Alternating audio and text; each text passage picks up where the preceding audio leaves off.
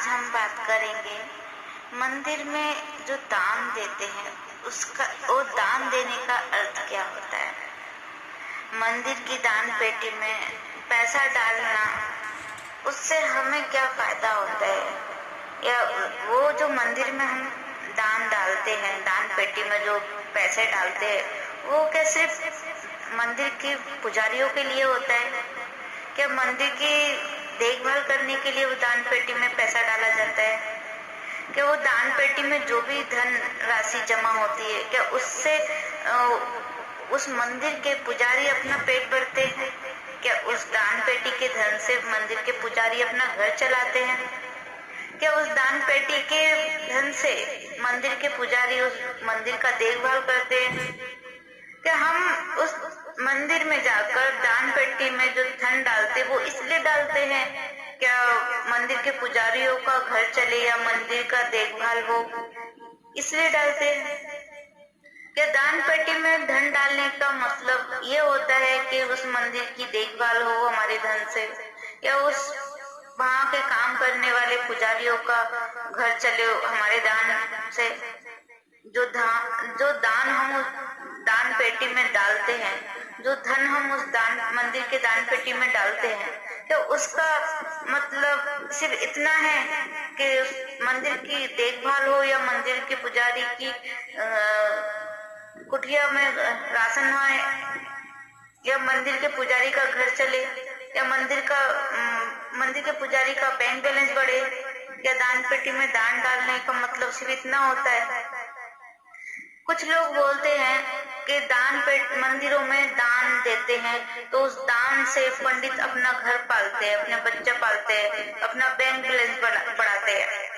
कुछ लोग बोलते हैं कि मंदिरों में दान देने से अच्छा है गरीबों के घर में राशन भरो। कुछ लोग बोलते हैं कि मंदिर सिर्फ अमीर बनने के लिए, पैसा कमाने के लिए बनाया जाता है।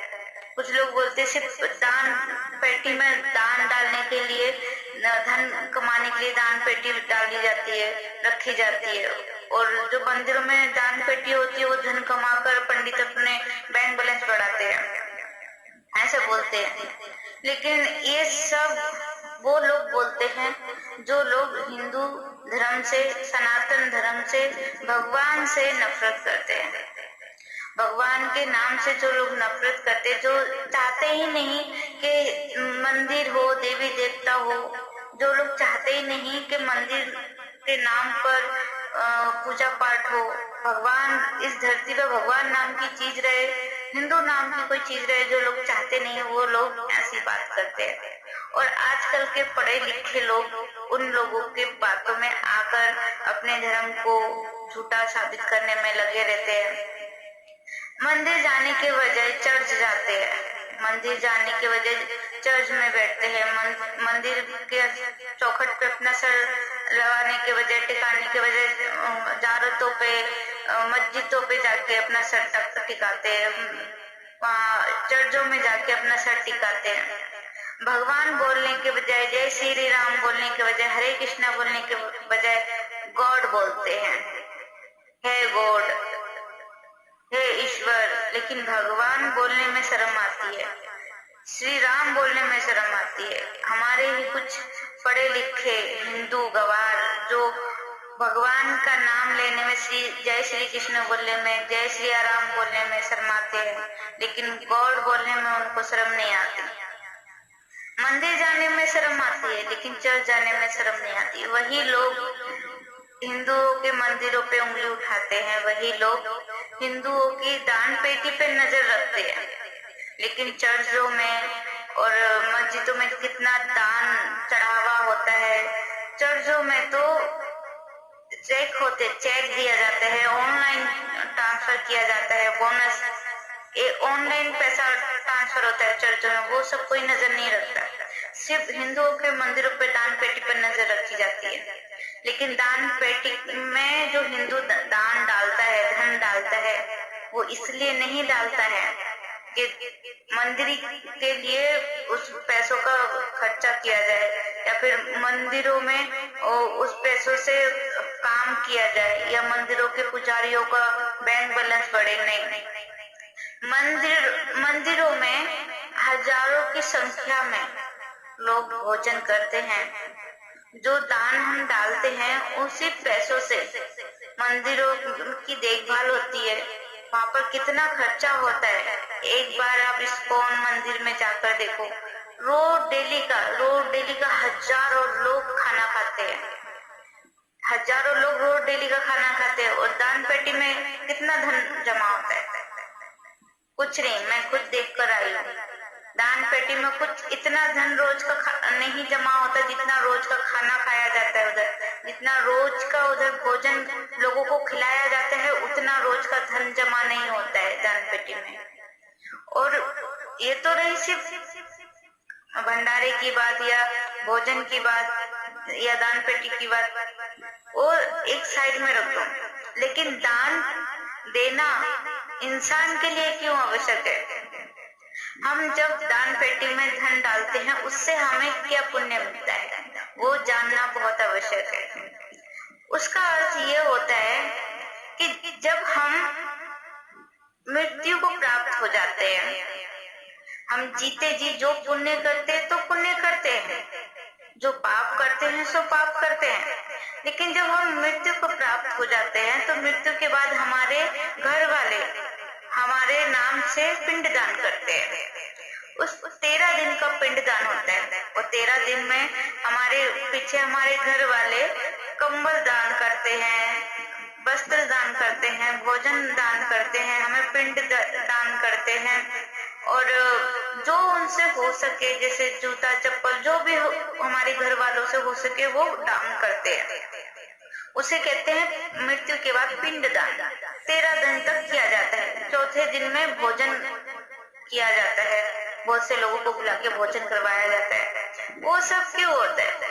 जब हम मर चुके होते हैं, हमारी आत्मा जब यमलोक जा रही होती है तो रास्ते में बहुत सारी कठिनाइयां आती हैं, जहाँ पर उस आत्मा को यमलोक तक पहुंचने तक के लिए कुछ रास्ते क्रॉस करने पड़ते हैं, कुछ रास्तों को पार करना पड़ता है। और उन सभी रास्तों पे, उन सभी दरवाजों पे एक एक मुसीबत आती है।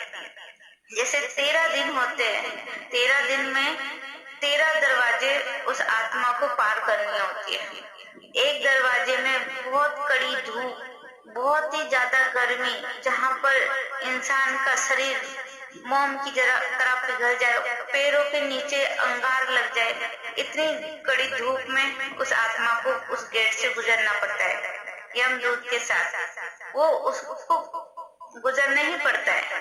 ऐसी वहाँ की वो जमीन होती है, वो गेट के अंदर ऐसी यातनाएं होती हैं। तो जब इधर हमारे घर वाले किसी को, गरीब को पैरों के चप्पलें दान करते हैं, जूते दान करते हैं, जल दान करते हैं, शरबत दान करते हैं, तब वहां से चलते हुए जब वो गेट के उधर से वो आत्मा जा रही होती है गर्म धूप की अंदर, तपती हुई जमीन पर वो आत्मा जब चल रही होती है, तब उस आत्मा के पैरों के नीचे ठंडक मिलती है, उस पैर आत्मा को सुकून मिलता है, आराम मिलता है। जब वो दूसरा गेट पार करती है तब उसमें बहुत कड़क ठंड, इतनी ठंड कि इंसान की कुल्फी जम जाए, बर्फ जम जाए। तो उस गेट से जब आत्मा निकलती है तो हमारे घर वाले अगर हमारे नाम से वो मृत्यु वाले इंसान व्यक्ति के नाम से कंबल दान करते हैं किसी को, गरीब को, तो वो जब आत्मा वो ठंडे वाले गेट से निकलती है तब उसको ठंड कम लगती है। जब वो चौथे गेट से निकलती है तब वहां पर बहुत भूख प्यास से रास्ते से निकलना पड़ता है, वहां पर बहुत प्यास लगती है, इतनी लू चलती है। ऐसे करते करते उसको 13 दरवाजे पार करने पड़ते हैं। उन 13 दरवाजों में वो सब कुछ उसको सहना पड़ता है जो इंसान सह नहीं सकता। तो इधर हम जब मृत्यु के बाद हमारे घर वाले पिंड दान करते हैं, जैसे छतरी दान कर दी तो धूप में छाया मिल गई, किसी को पानी दान कर दिया तो जहाँ प्यास लग रही है वहां पानी उसको आत्मा को मिल गया। कहीं अगर पैरों में जलन जल रही है, धूप में जलन हो रही है पैरों में, तो किसी को अगर चप्पल दान कर दी तो उसके पैरों की जलन मिट गई। ऐसे करते करते वो 13 दरवाजे तक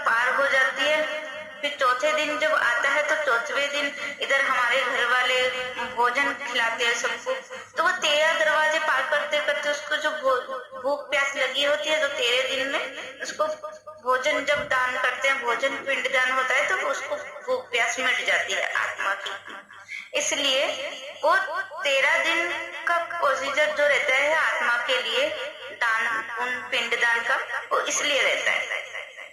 अब जब ये 13 दिन का प्रोसीजर जब कंप्लीट हो जाता है, जब यमलोक पहुंच जाती है आत्मा, जब आत्मा यमलोक पहुंच जाती है, तो यम कहता है कि तुमने बहुत पुण्य किए हैं, तुमने जीते जी बहुत पुण्य किए या बहुत पाप किए, जो भी किए, पर तुमने इतने पुण्य किए हैं कि तुम्हें इंसान का जन्म मिल सकता है। पर तुम्हारा जन्म इंसान का मिले और उस जन्म में तुम्हें क्या क्या सुविधा मिले, ये भी लिखा जाता है। हर चीज लिखी जाती है।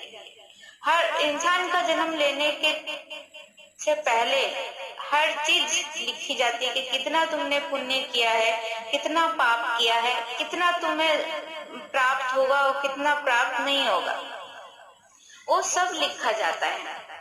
तो यम लोग जब आत्मा पहुंचती है तो उसका लेखा जोखा जब यम करते हैं, तब कहते हैं यम आत्मा से कि तुमने अपने जीवन में जानवरों पे दया की, इसलिए तुम्हें इस जीवन में जानवर नहीं बनाएंगे, अगले जीवन में जानवर नहीं बनाएंगे, क्योंकि तुमने जानवरों पे बहुत दया की, जानवरों को भोजन दिया, जानवरों का ख्याल रखा, उनका इलाज कराया, उनकी पीड़ा को तुमने समझा, इसलिए तुम्हें जानवर नहीं बनाएंगे। तुम्हें अगले जन्म में फिर इंसान का जन्म देंगे ताकि तुम फिर से जानवरों पे दया करो, जानवरों की रक्षा करो, उनको भोजन दो, तुम एक अच्छी आत्मा हो। तुम्हें अगले जन्म में घर देंगे, तुम्हें अगले जन्म में घर परिवार देंगे, क्योंकि तुमने इस जन्म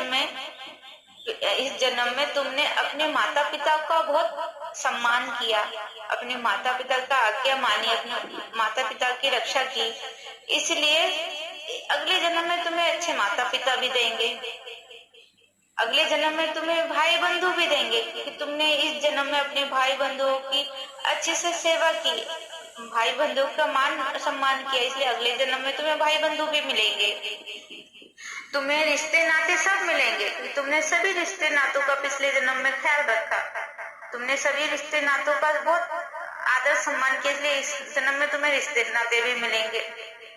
तुमने भगवान का नाम भी लिया, भगवान के मंदिर में माथा भी टेका, तुमने वो सभी पुण्य के काम किए जो तुम्हारे इंसान बनने के लिए काफी है, इंसान का जन्म लेने के लिए तुम्हारे लिए काफी है, वो सभी काम किए।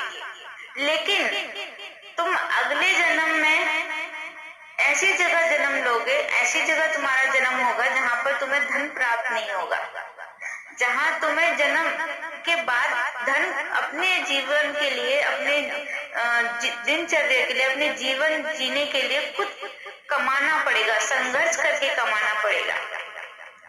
तो वो आत्मा बोलती है, प्रभु यमदेव, मैंने तो बहुत पुण्य के काम किए, मैंने गरीबों का ख्याल रखा, गरीबों को खाना दिया, गरीबों को हमेशा उनकी जरूरत का सामान दिया, मैंने जानवरों का ख्याल रखा, जानवरों का इलाज किया, उनसे हमेशा प्रेम की, मैंने कभी किसी का दिल नहीं दुखाया, हमेशा सबका मान सम्मान किया, जिनको घर की जरूरत थी उन्हें हमेशा अपने घर में आसरा दी, जिनको भोजन की जरूरत थी उनको भोजन दिया, कभी किसी के लिए मैंने बुरा नहीं सोचा, मृत्यु से पहले मैंने कभी किसी का बुरा नहीं किया, फिर मुझे अगले जन्म में गरीब घर में क्यों मेरा जन्म होगा, मुझे धन कमाने के लिए क्यों संघर्ष करना पड़ेगा। तो यमदेव बोलते हैं कि तुमने पिछले जन्म में रिश्ते नातों का ख्याल रखा, रिश्ते नातों का मान सम्मान किया, इसलिए इस जन्म में मैं उनसे भी अच्छे रिश्ते नाते दूंगा जो तुम्हारा बहुत मान सम्मान करेंगे, जो तुम्हारा बहुत ख्याल रखेंगे।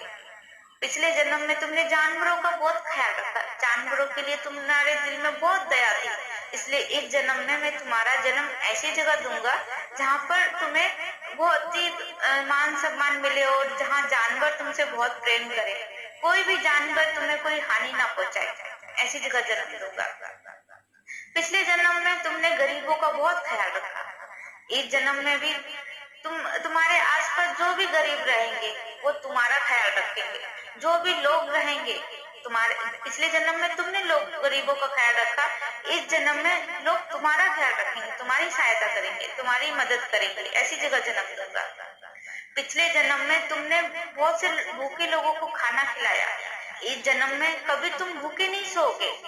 जब भी तुम्हें भूख लगेगी, तुम्हारे पास भोजन नहीं होगा, कोई ना कोई तुम्हें भोजन जरूर प्राप्त होगा, कहीं ना कहीं से तुम्हें भोजन जरूर प्राप्त होगा, तुम कभी भूखे नहीं सोओगे। इसलिए पिछले जन्म में जो तुमने किया उसका डबल इस जन्म में तुम्हें मिलेगा। तुमने पिछले जन्म में कोई पाप नहीं किया, पिछले जन्म में तुमने कभी किसी का दिल नहीं दुखाया, हमेशा सबका सम्मान किया, तो इस जन्म में कोई तुम्हारा हानि नहीं पहुंचाएगा, कोई तुम्हारा सम्मान नहीं खराब करेगा, सब तुम्हारी रिस्पेक्ट करेंगे, सब तुम्हारा मान सम्मान करेंगे, सब तुम्हारा ख्याल रखेंगे। लेकिन तुम्हें धन खुद से कमाना पड़ेगा। इस जन्म में तुम्हें धनवान नहीं बना सकते, इस जन्म में तुम्हें धन की प्राप्ति के लिए संघर्ष करना पड़ेगा। तो वो आत्मा बोलती है, प्रभु ऐसा क्यों, ये धन का मामला क्यों ऐसा, इसका मतलब मुझे समझ में नहीं आया, मैंने तो हमेशा अच्छा ही कर्म किया, फिर मुझे धन के लिए संघर्ष क्यों करना पड़ेगा। तो वो यमदूत बोलते हैं कि धन के लिए संघर्ष इसलिए करना पड़ेगा कि तुमने जो भी कमाया उसका तुम्हें रिटर्न डबल मिलेगा, लेकिन तुमने अपने लिए अपने अगले जन्म के लिए धन राशि जमा नहीं की, तो तुमने जो जो तुम्हारे लिए जमा किया वो सब कुछ तुम्हें डबल मिलेगा, लेकिन जो तुमने अपने लिए जमा नहीं किया वो तुम्हें डबल कैसे मिलेगा, वो तो तुम्हें एडवांस में नहीं मिलेगा ना कुछ भी, एडवांस में तो वही तुम्हें मिलेगा जो तुमने कमाया। अभी रिश्ते नाते मान सम्मान प्रेम सब कुछ तुमने कमाया, वो सब कुछ डबल मिलेगा, लेकिन धन तुमने जमा नहीं किया अपने लिए। तो बोलते हैं प्रभु धन कैसे जमा करता मैं अपने लिए, अगले जन्म के लिए मैं अपने लिए धन कैसे जमा करता, ऐसी कौन सी बैंक थी जिस बैंक में मैं अपने लिए धन जमा करके आता और अगले जन्म में वो मुझे प्राप्त होता। तो बोलता है मानव, तुम मानव सिर्फ लालची होते हो, तुम मानव सिर्फ अपने फायदे के लिए कुछ ना कुछ करते रहते हो, लोगों का कल्याण करते हो, पुण्य पाने के लिए कुछ ना कुछ करते रहते हो, लेकिन अगले जन्म के लिए क्या करते हो, अगला जन्म में अच्छा प्राप्त हो उसके लिए भी तो कुछ करना पड़ता है ना। तुमने अच्छा प्रेम दिया, लोगों को रक्षा की, लोगों को खाना दिया, सब कुछ तुमने अच्छा किया, उसके बदले में सब मैं तुम्हें डबल दे रहा हूँ, लेकिन तुमने अपने लिए अगले जन्म के लिए कोई धनराशि जमा नहीं की, वो धनराशि में कहाँ से दूं।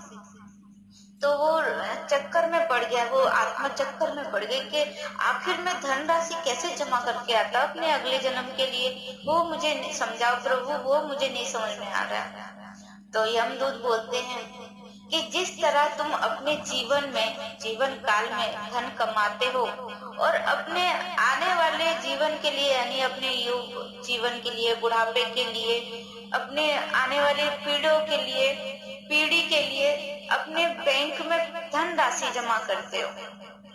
आप जब इनकम लाते हो घर पे, उसमें से एक छोटी सी रकम आप अलग हटा के रखते हो, जमा करते हो, ताकि आपके बच्चों के काम आए, आपके बुढ़ापे में आपके काम आए, उस टाइम आपके काम आए जब आपके पास इनकम ना हो, इसलिए वो जमा राशि आप बैंक में जमा करते हो।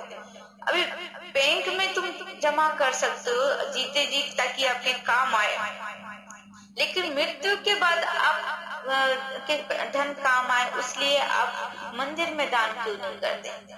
मंदिर में दान करने का मतलब है आप अगले जन्म के लिए अपना धन राशि जमा कर रहे हो। बैंक में जब हम जमा करते हैं धन, तो बैंक वाले क्या करते हैं उसका हमें कोई आइडिया नहीं है। बैंक वाले, हम जब बैंक में पैसा डाल के आते वो हमारे अकाउंट में पड़े नहीं रहते, वो धन धन हमारा वो लोग बहुत सारी जगहों पे इस्तेमाल करते हैं, जैसे किसी को लोन देना, किसी को कर्ज पे देना, किसी का होम लोन, किसी का बिजनेस लोन, किसी शेयर मार्केट में लगाना। कहीं ना कहीं वो पैसा चलता रहता है, कहीं ना कहीं वो पैसा घूमता रहता है, पर हम बैंक में डालकर आ जाते हैं ये सोच के, ये बोल के कि हमें ये जब हम निकालेंगे, जब हमको लेना होगा तब हमको ये धन वापस मिलेगा, ये सोच के बैंक में डालकर आते हैं। तो उसी प्रकार मंदिर में क्यों नहीं डालते हैं? मंदिर में जो धन हम जमा करते हैं, वो धन से वो मंदिर वाला क्या करता है क्या नहीं करता है उसकी चिंता तुम्हें नहीं होनी चाहिए। तुम मंदिर में जाते हो, जितना धनराशि तुमसे हो सकता है उतना धनराशि तुमको डालनी चाहिए, क्योंकि तुम अपने भगवान के सामने, अपने भगवान के नाम पर बैंक में जमा कर रहे हो एक धनराशि, जो सीधा सीधा तुम्हारे जीवन के अकाउंट में, तुम्हारे डेस्टिनी के अकाउंट में जमा होती है।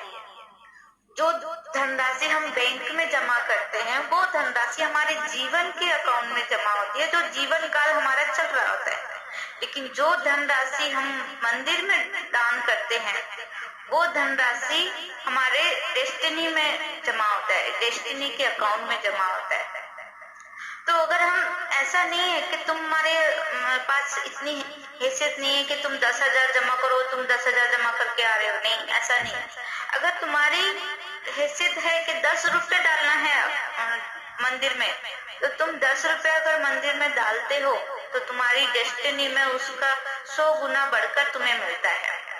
और ये सत्य है, जो लोग मंदिर को भंग करना चाहते हैं, देवी देवताओं को भंग करना चाहते हैं, वो लोग ये अफवाह फैलाते कि मंदिरों का दान अमीर, वो जो पंडित रहते हैं अमीर बनते हैं, मंदिरों में रहने वाले पंडित अपने घर गृहस्थी में चलाते हैं, लेकिन ये गलत है।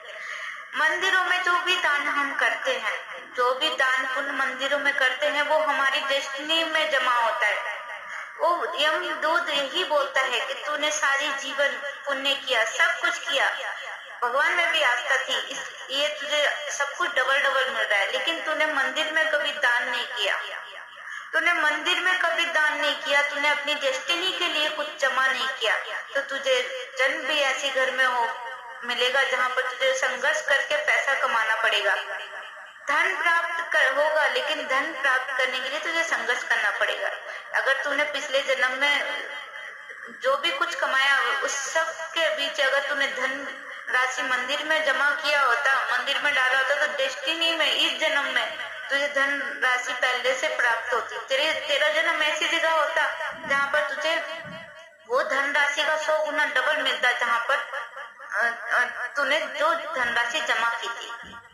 तो पिछले जन्म में तूने मंदिर में कभी धनराशि डाली नहीं, ये सोच के कि उस धन का कोई और उपयोग कर जाएगा, तू मंदिर में धन डालेगा, वो धन लेके कोई पुजारी अपना घर पालेगा या फिर कोई अपने घर में बैंक बैलेंस बनाएगा, ये सोच के तूने कभी मंदिर में धन नहीं डाला। इसलिए इस जन्म में तुझे, तेरे अकाउंट में कोई धनराशि जमा नहीं है, तूने डेस्टिनी के लिए कोई धनराशि जमा नहीं की, इसलिए तेरे अकाउंट में कोई धनराशि नहीं है। तो तेरा इस जन्म में सब कुछ प्राप्त होगा, जो भी कुछ तूने पिछले जन्म में किया वो सब कुछ प्राप्त होगा, लेकिन धन प्राप्त नहीं होगा, क्योंकि तूने धन जमा ही नहीं किया। इसीलिए इस जन्म में तुझे ऐसी जगह जन्म मिलेगा जहाँ पर प्रेम होगा, रिश्ते नाते होंगे, मान सम्मान होगा, सब कुछ होगा, लेकिन धन नहीं होगा। तो वो आत्मा बोलती है, प्रभु मुझसे बहुत बड़ी भूल हो गई, मैंने उन लोगों के बातों में आकर अपने पैरों पे कुल्हाड़ी मारी, मैंने पूरा जीवन पुण्य कमाया, गरीबों की सहायता की, सब जानवरों की सहायता की, सबकी सहायता की, सबका मान सम्मान किया, लेकिन मैंने कुछ लोगों की बातों में आके मंदिरों में दान नहीं किया। मंदिरों में दान में इसलिए नहीं किया कि मंदिरों का जो दान पेटी का दान होता है, सब बोलते थे कि मंदिर के पुजारी अपना घर पालते हैं, लेकिन मुझे अब समझ में आ गया, हम जब मंदिरों में दान करते हैं तो मंदिरों की जो देखभाल होती है उसमें वो पैसा खर्च होता है। मंदिरों में हर हफ्ते हर महीने भंडारे होते हैं, कुछ कुछ मंदिरों में तो रोज होते हैं, उसमें खर्च होता है। वहां का जो पुजारी है वो हर बार सब साइड में रखकर उस मंदिर की देखभाल करता है, उसको भी तो कुछ मिलना चाहिए। अगर आपसे कोई बोले अपना पूरा जीवन एक मंदिर में निकाल दो, उस वहां सिर्फ 2 टाइम का खाना मिलेगा, तो आप अपने परिवार को छोड़ के जाओगे क्या? नहीं। लेकिन मंदिर के पुजारी अपने परिवार को छोड़कर उस मंदिर की देखभाल करने जाते हैं। वो इसलिए नहीं कि अपने घर का पालन पोषण कर सके, इसलिए नहीं जाते, वो मंदिर की देखभाल करे इसलिए जाते हैं। और वहाँ की जो दान पेटी का जो धन है वो अपने बैंक अकाउंट में जमा नहीं करते हैं, उस मंदिर की देखभाल में वो पैसा जमा होता है, लगता है, खर्च होता है। और उस मंदिर में वो जो भंडारा होता है, एक दिन का भंडारा ही हजारों लोगों के हिसाब से बनता है। तो सोचिए रोज डेली का जो भोजन बनता है वो कितना खर्चा होता होगा उसका, कितना लोग वहां पर खाना खाने आते होंगे।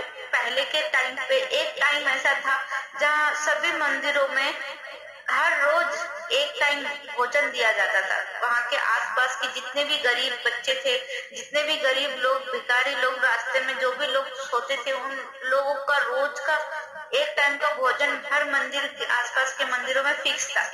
लेकिन धीरे धीरे जैसे जैसे लोगों का आस्था टूटता गया, जैसे जैसे लोग मंदिरों से दूर होते गए, जैसे जैसे क्रिश्चियन लोग, दूसरे रिलीजन लोग, दूसरे धर्म के लोग मंदिरों को अपना टारगेट बनाते गए, वैसे वैसे लोगों ने मंदिर जाना बंद कर दिया, दान पेटी में दान डालना बंद कर दिया।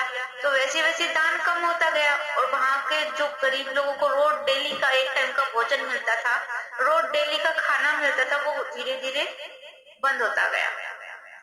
अभी वहाँ पर कुछ कुछ ही मंदिर ऐसे बच्चे हैं जहाँ पर रोज डेली का भोजन प्राप्त होता है। जैसे इस्कॉन हो गया, इस्कॉन में आप जाएंगे, इस्कॉन में सुबह से लेकर शाम तक एनी टाइम भोजन मिलता है, एनी टाइम भोजन कभी कम नहीं होता, जितना चाहे उतना खा सकते हैं, जितना चाहे, भोजन में कोई कमी नहीं है।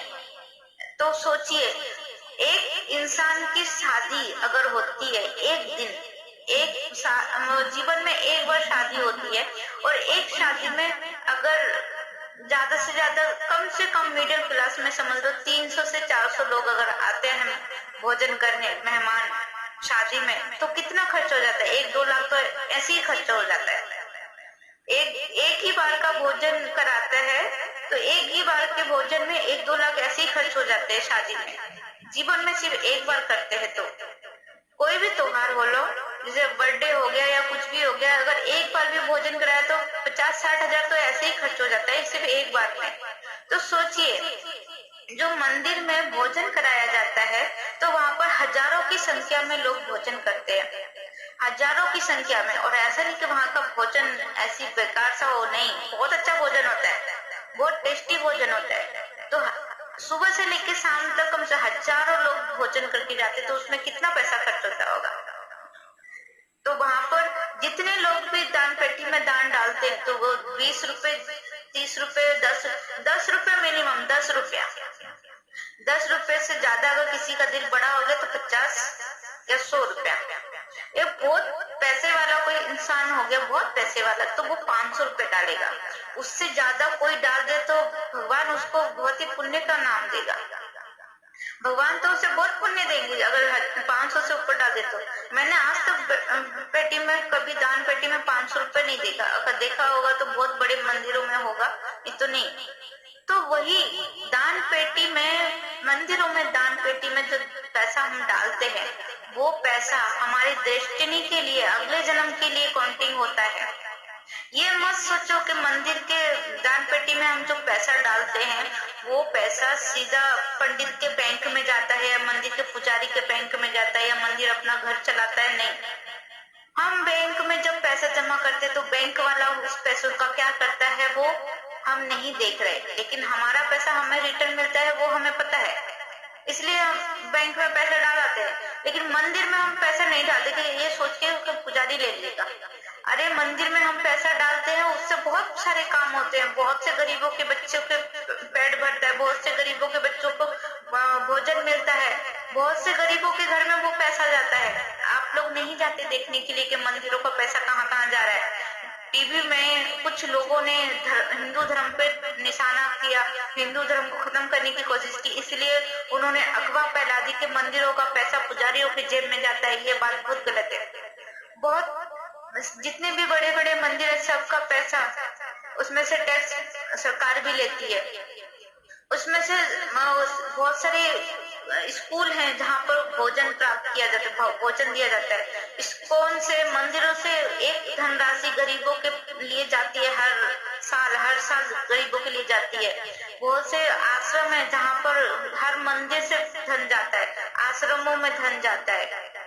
पहले के लोग भगवान में आस्था रखते थे, धनराशि हर महीने का धन, एक अपनी कमाई का एक धनराशि मंदिरों में देते थे, लेकिन अब नहीं देते। क्यों? क्योंकि कुछ लोगों ने ये दिमाग में लोगों के भर दिया कि मंदिरों का धन सीधा मंदिर के पुजारी के जेब में जाता है। पिक्चर बना के, पिक्चरों में ऐसा दिखा के कि मंदिरों का पुजारी अमीर होता जा रहा है, अमीर होता जा रहा है और गरीब गरीब होता जा रहा है। ये सब दिखा के हिंदुओं को बेवकूफ बना के हिंदुओं की आस्था को तोड़ दिया है। लेकिन एक बात याद रखो, आप जो मंदिरों में धन डालते हो वो धन कहाँ जाता है, वो आप उससे कोई बिल्कुल बेफिक्र हो जाइए। मंदिरों में जो आप धन डाल के आते हो ना, वो धन कहीं पर भी जाए, किधर भी जाए, उसकी चिंता मत कीजिए। लेकिन जितना भी धन आपने मंदिर में दान दिया है, वो धन आपके अगले जन्म में, आपके अगली डेस्टिनी में काउंटिंग होकर 100 गुना ज्यादा होकर आपको प्राप्त होगा। इस बात की गारंटी है। ये बात हमेशा याद रखना, जो भी आप इस जन्म में करोगे अगले जन्म में वो आपको डबल मिलेगा, 100 गुना ज्यादा होके मिलेगा। तो अगर इस जन्म में आप अपने बैंक में जमा कर रहे हो ना, जीवन भर के जीवन बीमा बोलते हैं ना, जीवन बीमा हम जमा कर रहे हैं, तो अगर आपको डेस्टिनी बीमा अगर जमा करनी है तो मंदिर में दान देना बहुत जरूरी है। हम मंदिर में जो दान देते हैं उससे बहुत से गरीबों का भला होता है। आप नहीं जाते देखने के लिए, कोई न्यूज वाला नहीं दिखाता कि कौन सा मंदिर कितने गरीबों का पेट भर रहा है, कोई न्यूज वाला नहीं दिखाएगा। लेकिन हमें ये नहीं सोचना चाहिए कि हमारा दान पेटी का पैसा कहाँ जा रहा है। हमें ये सोचना चाहिए कि दान पेटी में हम जो दान डालते हैं, पैसा डालते हैं, उससे गरीबों का भला होता है, कुछ भी हो, लेकिन हमारी डेस्टिनी के लिए पैसा जमा हो रहा है, ये गारंटी है। ये हमें अपने डेस्टिनी के लिए पैसा जमा करना चाहिए।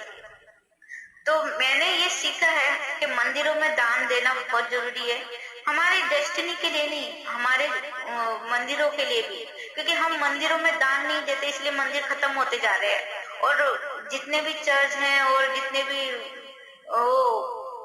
मुस्लिम लोग के जो भी हैं दरगाह वर्गाह, उनमें बहुत पैसा दान होता है, बहुत दान होता है, इसलिए उनके चर्च बढ़ते जा रहे हैं, चर्च बढ़ते जा रहे हैं, मस्जिदें बढ़ती जा रही हैं। मस्जिदें बहुत बड़ी बड़ी, इतनी बड़ी बड़ी मस्जिदें बन रही हैं जिसका कोई हिसाब नहीं। लेकिन हमारे मंदिर जो थे वही हैं। जितने भी मूवी है, सभी मूवी में ये दिखाएंगे कि मंदिरों में दान करते इतने सारे मंदिर बन गए, इतने सारे बड़े बड़े मंदिर बन गए, इतनी सारी कमाई हो रही है। लेकिन कोई भी मूवी में ये नहीं दिखाते कि कितने सारे चर्च बन गए, कितने सारे मस्जिदें बन गई, कोई मूवी में ये नहीं दिखाते। तो हिंदू जो जितना आपसे हो सके उतना धन जरूर चढ़ाइए। भले आप 10 रुपए क्यों नहीं चढ़ाते, 10 रुपए चढ़ाते तो 10 रुपए ही चढ़ाइए। जरूरी नहीं है कि आप 100 रुपए नहीं चढ़ा सकते फिर भी आप 100 रुपए चढ़ाए, नहीं, ऐसा नहीं। आप अगर 10 रुपए चढ़ा सकते हो तो 10 रुपये ही चढ़ाइए, उसमें कोई शर्म वाली बात नहीं है। लेकिन मंदिर जरूर जाइए, क्योंकि हम मंदिर में जो 10 रुपए चढ़ाते हैं ना, उस 10 रुपए से बहुत से काम होते हैं। मंदिर की देखभाल होती है, मंदिरों में पानी से लेके, मेंटेनेंस से लेके, लाइट बिल से लेके बहुत सारे काम होते हैं। और दिन भर में हिंदुओं की जेब से पैसा ही नहीं निकलता। जब मंदिर जाते तो 10 रुपए से ज्यादा पैसा नहीं निकलता। तो सोचिए अब मंदिर का जो पुजारी है वो कितना अपना बैंक बैलेंस बनाएगा, मंदिर के दान पेटी से निकाल के कितना बैंक बैलेंस बनाएगा, कुछ नहीं। तो आप दूसरों के बहकावे में, दूसरे धर्मों को बहकावे में, और ये जो हमारे हिंदू धर्म के खिलाफ जो मूवीज बनती हैं, उन मूवियों को देख देख के उनका पेट भरते हो, उनका धनराशि उनको देते हो। जितना धनराशि आप उन लोगों को देते हो जो हमारे धर्म के खिलाफ, हमारे देश में हमारे खिलाफ मूवी दिखाते, उनको 200 रुपए की, 300 रुपए की मूवी देखकर एक टिकट का पैसा खर्च करते हो, उतना पैसा अपने मंदिरों में दान दो जाके। ताकि जितना पैसा तुम उन गद्दारों की मूवी देखने में खर्च करते हो, जो हमारे खिलाफ, हमारे मंदिरों के खिलाफ, हमारे देवी देवताओं के खिलाफ मूवी बनाते हैं, उनके लिए 300-400 रुपए की टिकट खरीद देते हो, तो क्या तुम अपने मंदिर में 10 रुपए 20 रुपए दान नहीं कर सकते? वो दान उन पंडितों के लिए नहीं, उस मंदिर के लिए नहीं, वो तुम्हारी डेस्टिनी के लिए होता है। तुम अगर अपना अगला जन्म अच्छा चाहते हो तो अपने डेस्टिनी के लिए, अपने अगले जन्म के लिए धनराशि जमा करो बैंक। मंदिर आपका डेस्टिनी का बैंक है। आप पूरा जीवन जीने के लिए जीवन बीमा कराते हो ना, तो आप मृत्यु के बाद का बीमा भी करा के रखो, इसी जन्म में मृत्यु के बाद का भी बीमा करा के रखो। तो मंदिरों में जाओ, जितना आपसे हो सकता है उतना दान करो, ताकि अगले बार आपको धन कमाने के लिए संघर्ष ना करना पड़े। जय श्री कृष्ण, राधे राधे।